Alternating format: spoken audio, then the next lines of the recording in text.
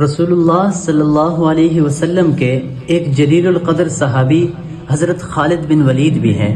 हज़रत खालिद बिन वलीद वो अजीम सहाबी हैं, वो अजीम लीडर हैं कि जिस भी लश्कर की आपने क़यादत की उस लश्कर में अल्लाह रब्बुल इज़्ज़त ने उस लश्कर को हमेशा फ़तह नसीब फरमाई थी।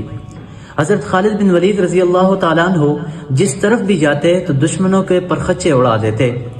आप एक ऐसे अजीम सहाबी हैं कि आप जंगे यरमूक के क़यादत कर रहे हैं, आप जंगे यरमूक में हैं और आपके हाथ में क़यादत का झंडा है, जंग जारी है और जंग के दौरान हज़रत उमर फारूक रज़ी अल्लाह तआला अन्हु वक़्त के हुक्मरान हैं, अमीरुल मुअमिनीन हैं, उनकी तरफ से हुक्म होता है कि आपको माज़ूल कर दिया गया, आपको आपके ओहदे से माज़ूल कर दिया गया।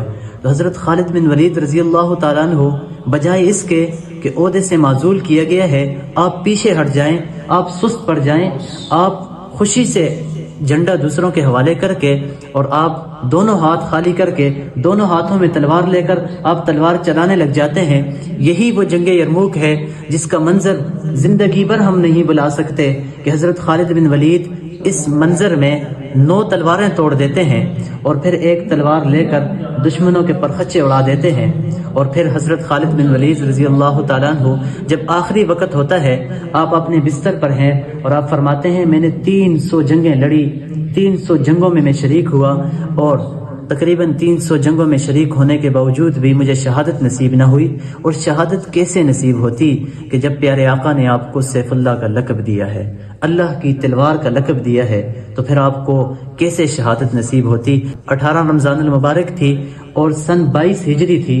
आपकी उम्र उस वक़्त तकरीबन 60 साल थी। आपकी वफ़ात हुई और आपने अपनी वफ़ात के कबल आपके एक ऊँट और एक तलवार थी, या एक घोड़ा और एक तलवार थी। आपने फरमाया कि ये एक घोड़ा और ये तलवार अल्लाह के रास्ते में लगा ले, और यही आपकी विरासत थी।